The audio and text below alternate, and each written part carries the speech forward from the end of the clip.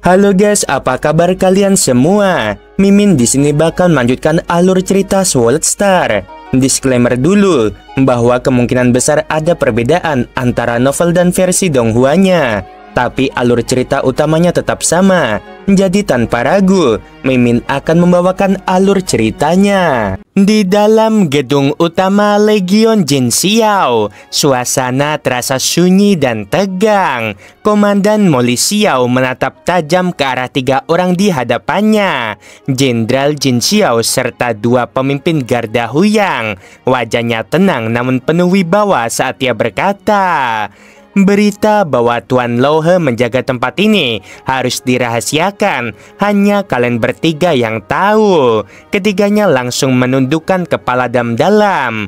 "Ya, Komandan," jawab mereka serempak penuh hormat. Kepercayaan Moli Xiao kepada mereka tak main-main. Hanya orang-orang yang benar-benar setia yang bisa berada di lingkaran dalam seperti ini. Dengan langkah mantap, Moli Xiao lalu menoleh pada Lo Feng yang kini menyamar sebagai Louhe dan berkata sambil tersenyum, "Saudara Louhe, aku telah menyiapkan tempat tinggal untukmu di camp. Mari aku antarkan." Keduanya pun meninggalkan gedung utama, menyusuri jalan yang rapi di tengah camp militer yang luas luar biasa. Luasnya ratusan juta kilometer persegi, menampung lebih dari 20 juta dewa sejati. Tak lama, mereka tiba di depan sebuah rumah goa yang elegan, terpencil namun kokoh, tak jauh dari pusat komando. "Lumayan juga," komentar Lo Feng sambil menatap rumah gua itu. "Jarang-jarang ada bangunan sebagus ini berada di camp militer. Sebagian besar prajurit biasa hanya tinggal di dalam harta rahasia mekanik milik Legion, yaitu alat portable yang menjadi tempat tinggal mereka saat bertugas. Jika ada kebutuhan, katakan saja. Tapi ingat," ujar Moli Xiao serius, "kau tak boleh meninggalkan camp. Pasukan kerajaan sih bisa menyerang kapan saja." "Tenanglah, aku tidak akan melanggar janji." Lo Feng mengangguk mantap. Setelah itu, Moli Xiao pergi bersama Moli Meng, meninggalkan Lo Feng, Morosa, dan Moyu Qingyan di rumah goa tersebut. "Mulai hari ini, kita bertiga tinggal di sini." "Baik Tuan," jawab Morosa dan Moyu Qingyan serempak. 5 hari berlalu dalam ketenangan. Suatu hari, Moli Meng datang membawa sebuah botol kecil berisi cairan kehitaman.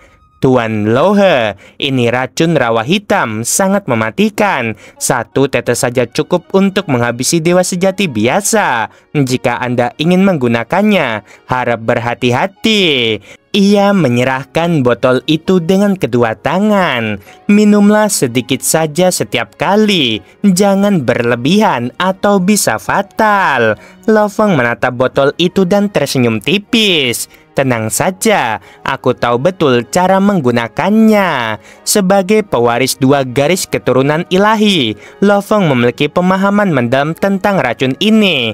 Baginya ini bukan alat pembunuh, melainkan bahan penting untuk melatih kekuatan spiritual dan memperkuat jiwanya. "Jika terlalu sedikit, justru tidak akan terasa efeknya," gumamnya dalam hati. Di tempat lain, jauh di kedalaman wilayah keluarga Gao Wu, dengan wajah dingin dan mata penuh tekanan, Gao Wu Shui memasuki penjara bawah tanah keluarga, di mana seorang lelaki tua dirantai dalam sel gelap. "Komandan Gao Wu," suara pria tua itu berat namun menyimpan ejekan. "Apakah kau benar-benar sudi menjengukku? Mengapa tak langsung menghabisiku saja, seperti kau menghabisi para tetua dan ketua klan lainnya?" Gao Wu Shui menatap ayah kandungnya itu dengan mata dingin. "Menahanmu sampai sekarang, dan kau masih belum sadar, sungguh mengecewakan. Apakah kau ingin aku memohon padamu, anakku?" Pria tua itu tertawa getir. "Tanpa keluarga ini, kau bukan siapa-siapa." Namun Gao Shui menjawab tanpa emosi, Aku lahir dari pertemuan singkatmu dengan seorang pelayan. Setelah itu, aku hidup sendiri tanpa perlindungan siapapun. Ibu meninggal dalam diam dan kau tak pernah menoleh ke belakang. Ia melanjutkan dengan suara rendah namun penuh amarah. Guruku, dia membesarkanku, bukan kau. Kontribusimu hanya satu malam penuh gairah. Setelah aku menjadi dewa sejati abadi, keluarga ini baru mulai menyambutku. Berpura-pura ramah, tapi apa yang mereka tawarkan? Pengkhianatan. Mereka ingin aku jadi mata-mata untuk kerajaan Si. Itu fitnah, balas Gao Wuqiuyi. Fitnah atau tidak, aku tak akan mengkhianati guruku. Siapapun yang bersekongkol dengan musuh harus mati, jawab Gao Wushui dengan dingin. Dan kau masih hidup hanya karena kau tak tahu apa-apa dan karena kau ayahku. Ia berbalik, tak ingin mendengar lagi. Kau seharusnya setia pada keluargamu, bukan menghancurkannya, teriak Gao Wuqiuyi dari dalam sel. Gao Wushui berhenti sejenak dan menoleh. Aku adalah keluarga ini sekarang. Tanpaku, keluarga ini akan hancur. Kau mengaku setia pada keluarga, maka setialah padaku. Lalu ia pun pergi, meninggalkan ayahnya dalam kegelapan. Di sisi lain kota Huyang, di sebuah aula bawah tanah tersembunyi, 3 sosok kuat berkumpul. Itu Sui Yun, Yu Tiansu, dan Yu Tianyi. Informasi tentang 3 area terlarang sangat sulit diperoleh, kata Sui Yun sambil memijat pelipisnya. Penguasa kota telah memperketat segalanya. Yu Tiansu menghela napas. Kami sudah coba menyuap Gao Wuwei, tapi dia terlalu ceroboh. Bukannya berhasil membujuk Gao Wushui, dia malah mati sia-sia. Sudah terlambat menyesal, sahut Yu Tianyi tenang. Yang penting sekarang, apa langkah kita selanjutnya? Sui Yun berdiri.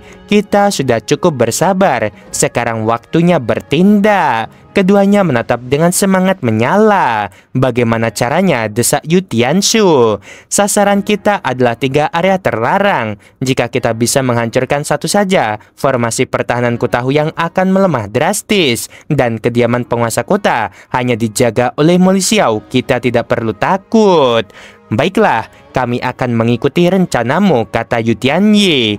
Dengan kekuatan luar biasa dari ketiganya, Yu Tiansu yang memiliki tubuh hampir setara tubuh dewa tak terbatas, dan Yu Tianyi yang kekuatannya menyamai Mo Lisiao, mereka yakin inilah saat yang tepat untuk menyerang. Sementara itu, di dalam rumah goa di tengah perkemahan, Lo Feng sedang duduk dengan botol anggur buah kehitaman di tangannya. Ia meneguk perlahan, dan seketika rasa panas dan dingin merambat ke seluruh tubuhnya, langsung menghantam jiwanya.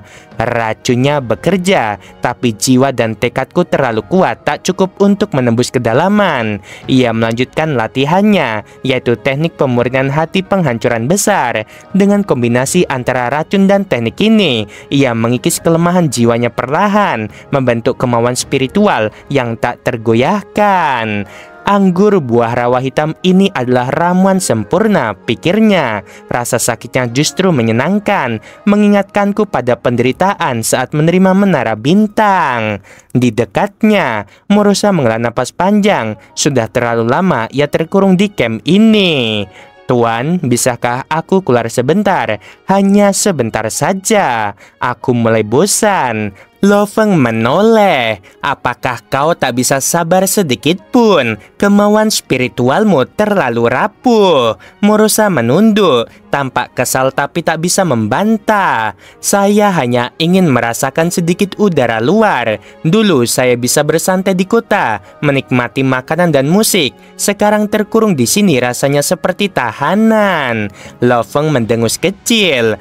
Aku sebagai penjaga utama tempat ini memilih mengurung diri demi kehormatan dan tugas. Sementara kau hanya seorang pelayan malah ingin bersenang-senang. Itu namanya keterlaluan. Morosa langsung bungkam. Dia tahu meskipun Lo Feng jarang marah, ucapannya mengandung kebenaran mutlak. Tunggulah, entah sampai pasukan kerajaan Si datang atau sampai satu era penuh berlalu, kata Lo Feng pelan namun tegas. Tiba-tiba, langit berubah kelam, suhu menurun drastis dalam hitungan detik, es tipis menjalar di tanah, Pohon-pohon di sekitar rumah gua dilapisi kristal beku, dan kabut putih memenuhi udara.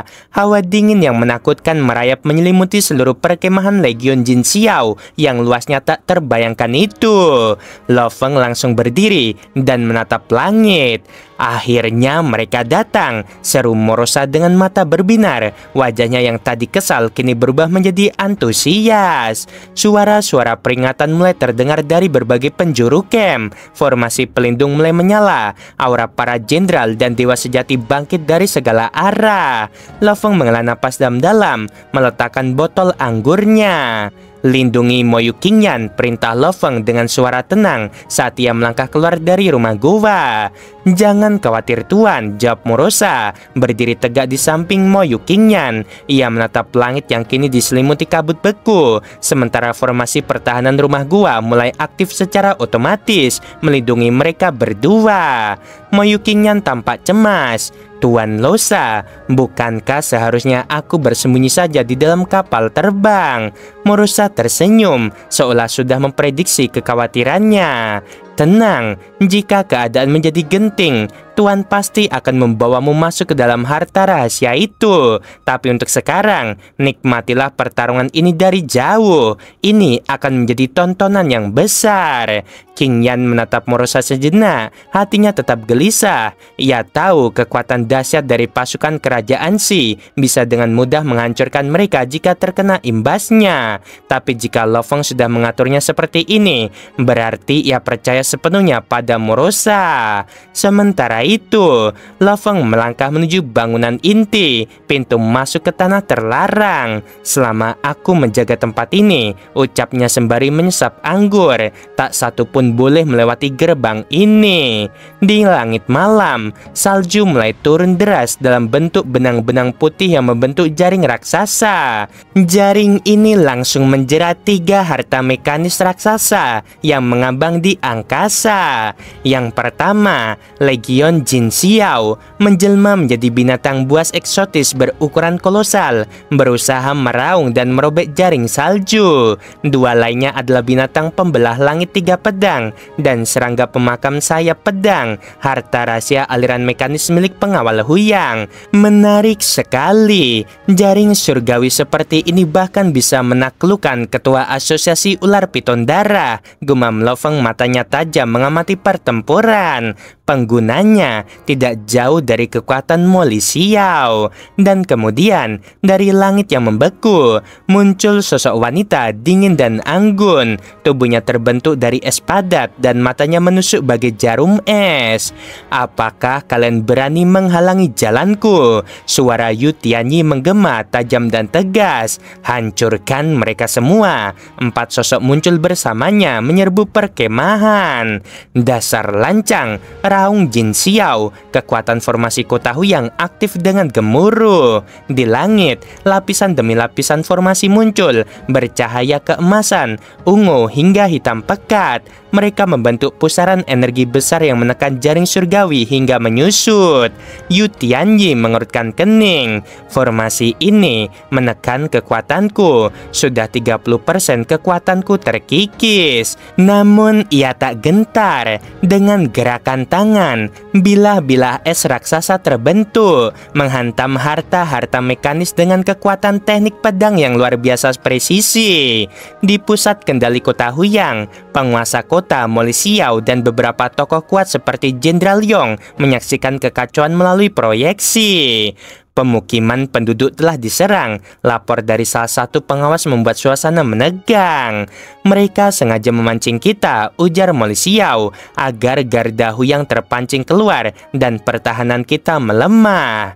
Kurang ajar, geram Jenderal Yong. Mereka bahkan membantai penduduk sipil demi tujuan mereka. Kita tidak boleh tinggal diam, tegas penguasa kota. Kalau berita ini sampai ke Markuis, kita yang akan dihukum. Kembali keluar istana terlarang, Lo Feng yang semula tenang kini menunjukkan wajah murka. 3 dewa sejati abadi dari kerajaan Xi mencoba melarikan diri ke distrik pemukiman. Mereka hendak menghancurkan formasi dan membantai warga sipil. Mereka keji, desis Lo Feng. Ia menyingkirkan kendi anggur dan berdiri dengan mantap.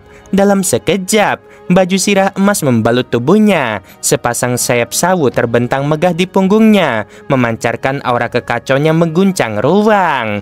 Dalam radius puluhan miliar kilometer, energi langit dan bumi runtuh. Segalanya mulai terurai, dan kekuatan luar biasa menyelimuti medan perang. Yu Tianyi yang sedang bertarung merasakan tekanan berat.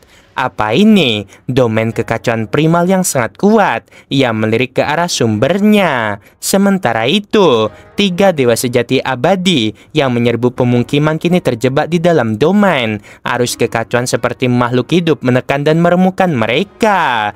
Tubuh mereka hancur dalam arus kekacauan. 2 dari mereka benar-benar binasa. 1 berhasil meloloskan diri dengan teknik penyelamatan rahasia. Lo Feng mengamati dengan tatapan dingin. Sayang sekali, hanya 2 yang benar-benar mati, gumamnya. 1 dari mereka pasti punya teknik rahasia penyelamatan hidup. Ia mendongak, menatap Yu Tianyi di langit yang kini juga memperhatikan dirinya. Mata Yu Tianyi menyala penuh antusiasme dan tantangan. Tuan Lauhe, bisiknya, ternyata kau benar-benar kuat, tapi aku belum kalah. Pertempuran itu awalnya terasa ringan bagi Lo Feng. Di tengah medan laga, ia masih sempat menyesap anggur, seolah menonton pertunjukan. Lo Feng menyadari, meski para kultivator dari kerajaan Xi adalah pihak lawan, ia sebenarnya tidak menyimpan permusuhan pribadi dengan mereka. Namun semua berubah ketika ia menyaksikan mereka membantai para dewa sejati yang lemah tanpa ampun. Setiap negara punya caranya sendiri dalam perang, gumam Lo Feng dingin. Tapi membantai mereka yang tak berdaya itu sampah. Tatapannya menajam. Dalam diam, ia membuka daftar burunan di aula gelap Asosiasi Angin Api. Langsung mencari nama Yu Tianyi, tokoh kuat dari pihak musuh. Hadiah 500.000 pasir kosmik aku terima, kata Lo Feng. Jemarinya menekan konfirmasi tanpa ragu. Tidak semua bisa mengklaim hadiah seperti ini. Bahkan misi terendah butuh jaminan besar. Namun Lo Feng yang belum pernah mengambil 1 hadiah pun sebelumnya kali ini serius. Sementara itu, Yu Tianyi sedang menilai kekuatan lawan.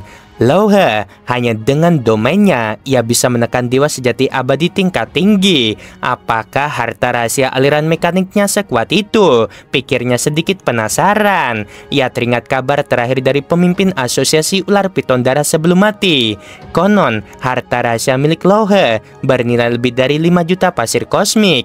Informasi yang tak bisa diremehkan. Satu-satunya bawahan Yu Tianyi yang tersisa, yaitu Dewa Guntur, sedang terkapar di tanah, tertekan oleh formasi kota Huyang dan domain kekacauan milik Lo Feng. Tuan Yu Tian, tolong aku. Suara mental Dewa Guntur terdengar penuh ketakutan. Seketika benang-benang es putih terbentuk dan melilit Dewa Guntur, mencoba menariknya pergi. Kau duluan, aku akan menghadapi Lauhe sendiri, jawab Yu Tianyi tenang. Namun belum sempat Dewa Guntur pergi jauh, sebuah sosok muncul dari kehampaan. Apakah ingin melarikan diri? Suara Lo Feng tajam. Dengan satu gerakan, ia menembus benang es dan menancapkan jari-jarinya langsung ke dada Dewa Guntur. Hati dewa sejati miliknya hancur. Dewa Guntur pun tewas seketika. Lo Feng mengumpulkan mayat dan sisa harta yang tertinggal. Dari kejauhan, Yu Tianyi menatap tenang. Menyeberangi kehampaan, apakah istana penguasa kota benar-benar mempercayaimu hingga memberimu kekuatan itu? Tanyanya. Yu Tianyi, apakah kau siap untuk mati? Sahut Lo Feng lantang. Belum ada dewa sejati abadi yang bisa menghabisiku. Yu Tianyi membalas, lalu meluncurkan 9 pedang es dingin sekaligus, mengalahkan 3 pasukan elit pendukung Lo Feng dengan mudah. Ku dengar teknik pedangmu sudah memasuki alam kekacauan primal. Kebetulan, aku juga tahu beberapa gerakan pedang, ucap Lo Feng sambil mengamati pedang lawan. Pertempuran sejati pun angin dimulai. 9 pedang meluncur, menutup ruang seolah tak memberi jalan keluar. Namun Lo Feng tak mundur.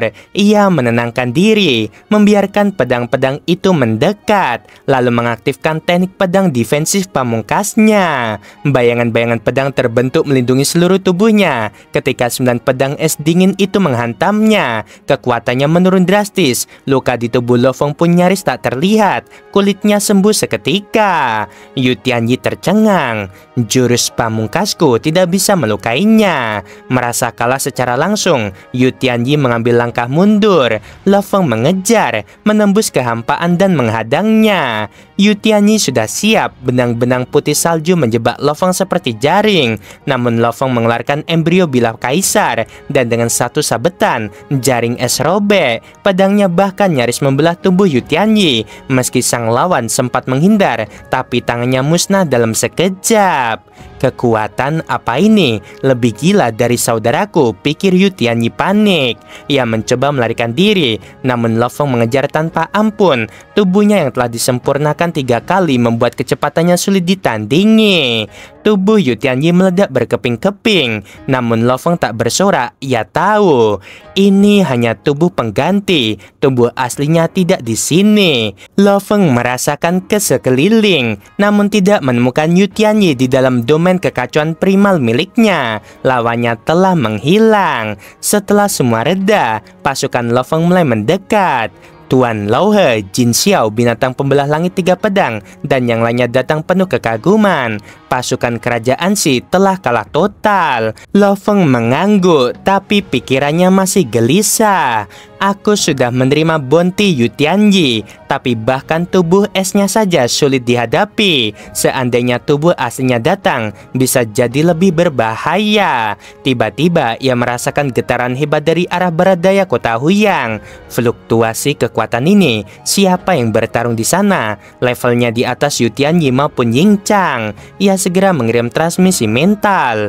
Moli Xiao, aku merasakan pertempuran sengit di barat daya kota Huyang. Apakah butuh bantuan? Pasukan kerajaan Xi di wilayahku sudah disapu bersih. Sungguh membagongkan. Jangan lupa like-nya ya teman-teman. Oke.